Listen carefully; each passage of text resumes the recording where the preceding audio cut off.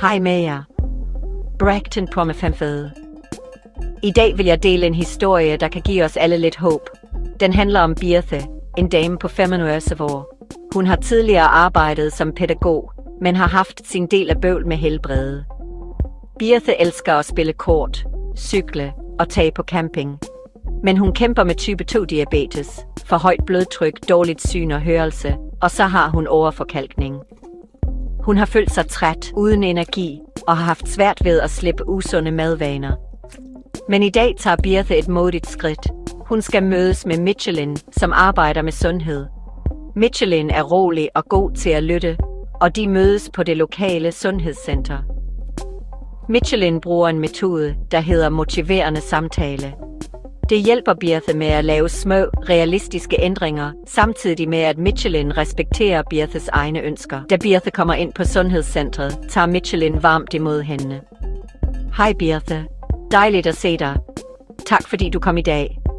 Hvordan er det gået siden sidst vi sås? Birthe sukker. Helt ærligt, ikke så godt. Jeg sover dårligt, og min mad, den er ikke for god. Jeg ved godt, jeg burde gøre det bedre, men det er svært. Michelin nikker forstående. Det kan jeg godt forstå, Birthe. Der er mange, der har det på samme måde. Vi behøver ikke at ordne alt på en gang. Måske kan vi finde en lille ting, der er vigtig for dig lige nu. Michelin snakker forsigtigt med Birthe om hendes hverdag. Hvis du tænker på din dagligdag, er der så noget, du gerne vil ændre lidt på? Spørger hun. Birthe ser tænksom ud. Jeg vil gerne have mere energi. Jeg er træt hele tiden. Det giver rigtig god mening, svarer Michelin. Træthed kan hænge sammen med mad, motion og din diabetes. Måske kunne vi starte med en lille vane. Noget du føler dig klar til at prøve. Birthe tænker over det. Måske en kort gåtur hver morgen, før morgenmaden. Michelin smiler. Det lyder som en rigtig god idé. Skal vi sætte det som et mål for de næste par uger? Michelin forklarer. Det du gør her, Birthe, er både sundhedsfremme, altså at du tager ansvar for din livskvalitet, og forebyggelse, fordi du mindsker risikoen for, at din diabetes bliver værre. Birthe ser overrasket ud. Sådan har jeg aldrig tænkt på det. Jeg har altid følt, at det var for sent. Det er aldrig for sent, beroliger Michelin hende.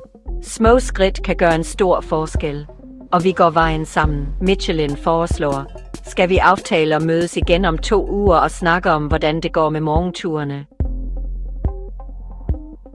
Birthe nikker. Ja, det vil jeg gerne. Det hjælper at vide, at nogen tror på mig. Og det var det, folkens. Birthes rejse mod sundere vaner er lige begyndt. Det minder os om, at det aldrig er for sent at lave gode ændringer, uanset hvor små de er. Lad os hæppe på hende og huske, vi kan alle tage det første skridt mod et sundere liv.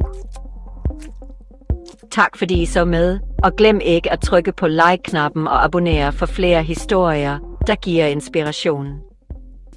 Pas på jer selv.